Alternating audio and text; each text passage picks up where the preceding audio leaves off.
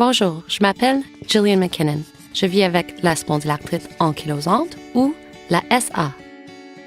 La spondylite est en fait de la spondylarthrite, soit un ensemble de maladies dont la plus prédominante est la spondylarthrite ankylosante, mais inclut également l'arthrite réactionnelle, l'arthrite psoriasique, de même que l'arthrite reliée à la maladie inflammatoire de l'intestin.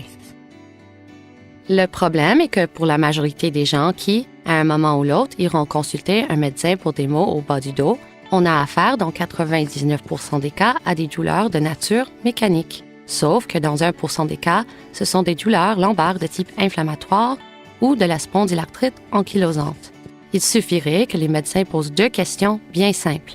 Êtes-vous âgé de moins de 45 ans et avez-vous des douleurs dans le bas du dos qui persistent depuis plus de 3 mois?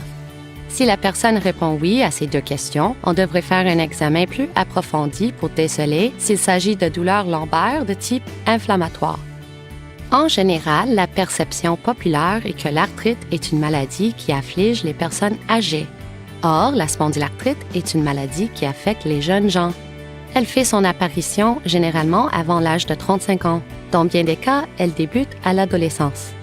En plus de la douleur chronique, il faut composer avec la fatigue, qui est parfois extrême et mène souvent à la dépression. C'est très difficile de se motiver à gérer efficacement la maladie. Leurs plus grands besoins reposent sur le soutien et l'importance de comprendre qu'ils ne sont pas seuls pour gérer la maladie. En plus des médicaments et l'exercice, il est aussi important de se joindre à une association de patients, car il est réconfortant pour eux de savoir qu'ils ne sont pas seuls et qu'ils peuvent parler à des gens qui comprennent ce qu'ils vivent, qui savent à quel point ils souffrent et peuvent partager leurs connaissances, car le savoir donne du pouvoir.